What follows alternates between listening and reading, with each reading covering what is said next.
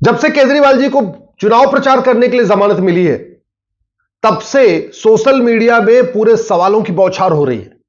कुछ लोग कह रहे हैं कि क्या किसी किसान को मड़ाई करने, जुताई करने, खरपतवार की सफाई करने, निराई करने, फसल काटने, क्या इसके लिए जमानत मिल सकती है?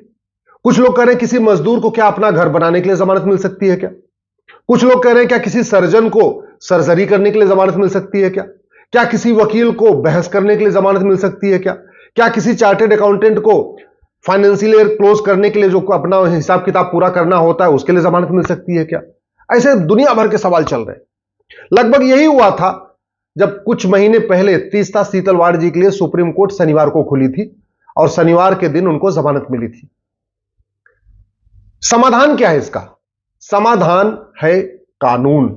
मैं बार बार कह रहा हूं, गुलामी की पुलिस व्यवस्था चल रही है, गुलामी की प्रशासनिक व्यवस्था चल रही है, गुलामी की न्यायिक व्यवस्था चल रही है। ये जो हवलदार सिस्टम, थानेदार सिस्टम, पेशकार सिस्टम, तहसीलदार सिस्टम चल रहा है, एसडीएम कलेक्टर सिस्टम चल रहा है, और ये जो जुडिशरी चल रही है, ये पूरी तरीके से गुलामी के सिस्टम पे चल रही है। इवन जो ड्रेस है, वकील का ड्रेस काला वाला, ये भी गुलामी का है। जज का जो ड्रेस है वो भी गुलामी वाला चल रहा है। जज के पीछे जो दरबान खड़ा होता है वो भी गुलामी के सिस्टम से चल रहा है। हम स्वतंत्र विकसित ही नहीं कर पाए। हम कहते तो हैं हम स्वतंत्र हैं, लेकिन वास्तव में हमारा तंत्र कुछ भी नहीं है। पुलिस व्यवस्था गुलामी वाली, प्रशासनिक व्यवस्था गुलामी वाली, न्यायिक व्यवस्था गुलामी वाली। तो समाधान क्या है? सबसे पहले समाधान इसकी जरूरत यह है, एक पुलिस चार्टर लागू हो, एक एडमिनिस्ट्रेटिव चार्टर लागू हो, एक जुडिशियल चार्टर लागू हो और एक सिटीजन चार्टर लागू हो। सबसे पहले इसको लागू करना इसलिए जरूरी है क्योंकि 5 crore cases district court, high court, supreme court में चल रहे हैं। 5 करोड़ केसेस से 5 करोड़ परिवार टेंशन में है। एक परिवार में अगर 6 आदमी मान के चलिए तो 30 करोड़ भारतीय इस समय मुकदमों के कारण टेंशन में है। 30 करोड़ भारतीय का मतलब एक अमेरिका के बराबर। 30 करोड़ भारतीय मुकदमों से टेंशन में है। रूस की जनसंख्या 2 करोड़ है, 15 करोड़ है, इसका मतलब रूस के 2 गुना लोग भारत में मुकदमों से टेंशन में। समाधान? Police reform, judicial reform, administrative reform. सबसे पहले भारत के आर्टिकल 4, जो संविधान का आर्टिकल 14 है, इसको बदलना पड़ेगा। आर्टिकल 14 में लिखना पड़ेगा state shall secure equal protection of law. सबसे पहले आर्टिकल 20 को बदलना पड़ेगा, जहां नार्को पॉलीग्राफ ब्रेन मैपिंग कानून बनाने की कोई प्रावधान नहीं, और इसलिए भी नहीं है कि जब संविधान बना था तो narco test, polygraph test, brain mapping के बारे में संविधान निर्माताओं ने सोचा ही नहीं था। सबसे पहले हमें झूठ को गंभीर अपराध घोषित करना पड़ेगा। आखिर केजरीवाल जी ने 170 मोबाइल तोड़वा दिए, पूरे जो जितने लोग इसमें शामिल हैं पूरे घोटाले में 170 मोबाइल तोड़े गए, ऐसा ईडी कह रही है। अब सवाल यह है, अगर नार्को पॉलीग्राफ ब्रेन मैपिंग कानून होता, हर जिले में narco polygraph brain mapping test होती, लैब होती, तो केजरीवाल जी का एक दिन के अंदर पूरा पूरा सच और झूठ सामने आ जाता। केजरीवाल जी का narco test, polygraph brain mapping test हो जाता और फटाफट पूरा सच सामने आ जाता। इतना लंबा केस चलता ही नहीं। जब तक वो जेल में, अब तक तो मुकदमे का फैसला हो चुका होता, जमानत की जरूरत ही नहीं पड़ती, मुकदमे का फैसला हो गया होता। आखिर तीस्ता सीतलवाड़ का इतने दिन से केस चल रहा है, सजा हुई क्या? नहीं हुई। तीस्ता सीतलवाड़ का नार्को पॉलीग्राफ ब्रेन मैपिंग हुआ क्या? नहीं हुआ। क्यों? कानून नहीं है। इसलिए मैं कह रहा हूं, सबसे पहले झूठ को गंभीर अपराध घोषित करना पड़ेगा। झूठी शिकायत करना, झूठा एफआईआर करना, झूठी जांच करना, झूठी चार्जशीट फाइल करना, झूठा मुकदमे का फैसला देना, झूठा हलफनामा दाखिल करना, झूठी गवाही देना, इसको 10 से 20 साल के लिए आपको गंभीर अपराध घोषित करना पड़ेगा।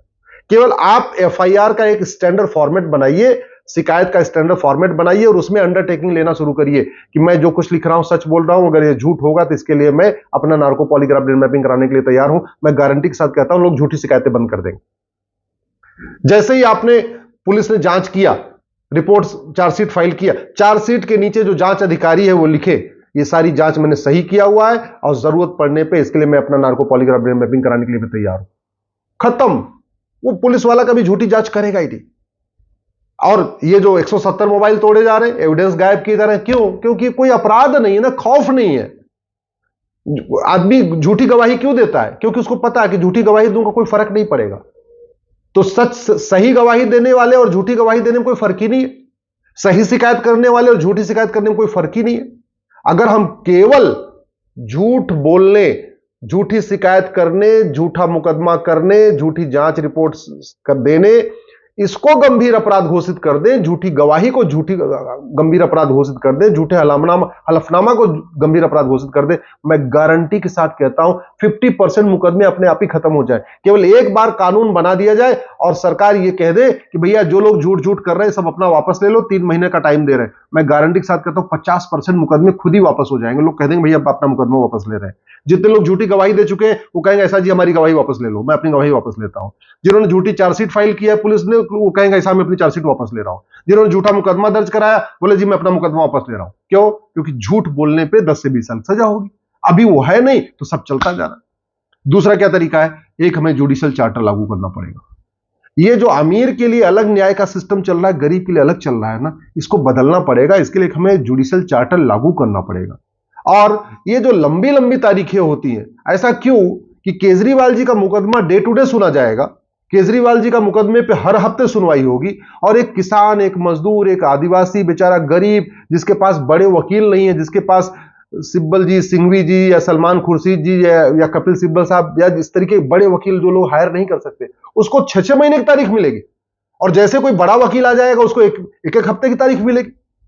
ये बंद करना पड़ेगा। एक हमें जुडिशियल चार्टर लागू ही करना पड़ेगा। ऐसे ही 1 घंटे के अंदर एफआईआर हो, 1 महीने के अंदर जांच पूरी हो, इसके लिए हमें पुलिस चार्टर लागू ही करना पड़ेगा।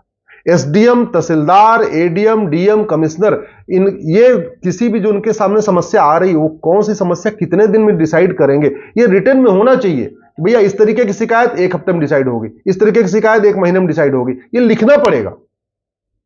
अब आर्टिकल 39 ए कहता है सबको इक्वल जस्टिस मिलना चाहिए। कहां इक्वल जस्टिस मिल रहा है? आपको लगता है कि जो गरीब आदमी है, चपरासी है या होमगार्ड है या ड्राइवर है या कंडक्टर है या मजदूर है, किसान, उसको वैसे ही न्याय मिल रहा है जैसे बड़े लोगों को मिल रहा है? क्या आपको लगता है कि गरीबों को वैसे ही न्याय मिल पा रहा है जैसे अमीरों को न्याय मिल पा रहा? नहीं। इसलिए इस परिवर्तन को लाने के लिए हमें हर हालत में संविधान में संशोधन भी करना पड़ेगा और कानून भी बनाना पड़ेगा।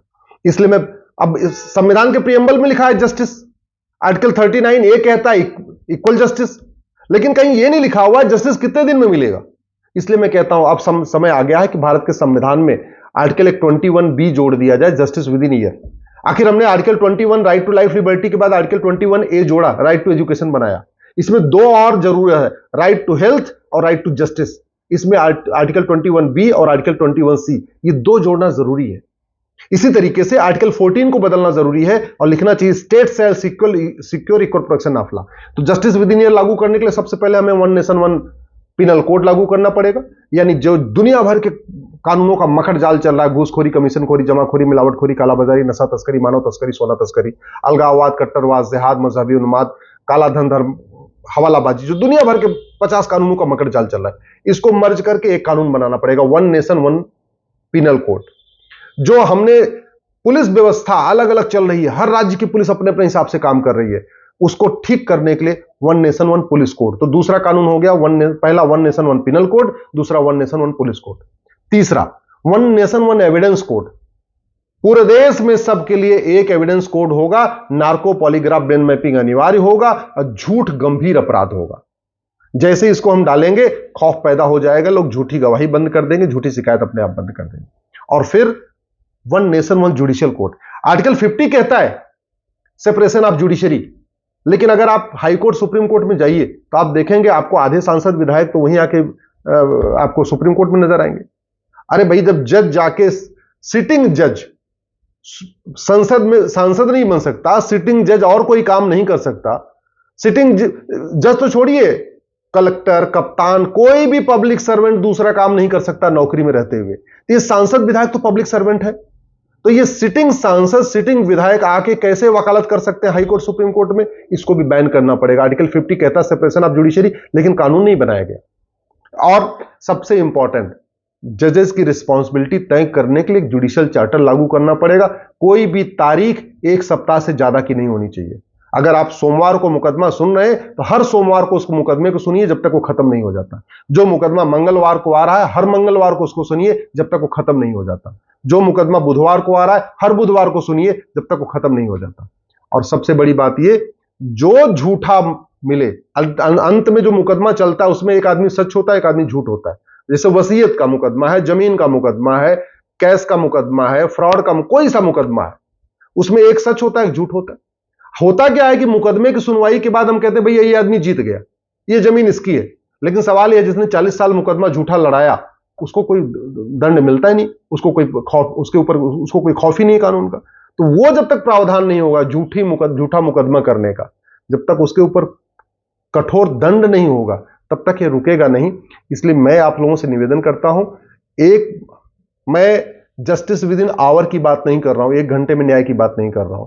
मैं जस्टिस विद इन डे की बात नहीं कर रहा हूं कि 1 दिन के अंदर न्याय हो। मैं जस्टिस विद इन वीक की बात नहीं कर रहा हूं कि 1 सप्ताह के अंदर न्याय हो। मैं जस्टिस विद इन ईयर की बात कर रहा हूं, 1 वर्ष में न्याय होना चाहिए। और यह बिल्कुल संभव है, 1 वर्ष में सारे मुकदमों का फैसला हो सकता है। डिस्ट्रिक्ट कोर्ट में भी 1 साल में मुकदमों का फैसला हो सकता है, हाई कोर्ट में भी 1 साल में हो सकता है, सुप्रीम कोर्ट में भी हो सकता है। लेकिन उसके लिए police reform, judicial reform, administrative reform करना पड़ेगा। Police charter, judicial charter, administrative charter और सिटीजन चार्टर लागू करना पड़ेगा। ये अगर हो गया, भारत में इतना बड़ा बदलाव आएगा ना, राम राज्य आ जाएगा। लोग खौफ के मारे कोई गलत काम नहीं करेंगे, और नहीं तो ऐसे ही अलग अलग कानूनों का चलता रहेगा। तीसतल सीतलवाड़ के लिए सुप्रीम कोर्ट शनिवार को खुलेगी, केजरीवाल जी को चुनाव प्रचार के लिए भी जमानत मिल जाएगी, मुकदमे सालों साल चलते रहेंगे, लेकिन न्याय नहीं होगा।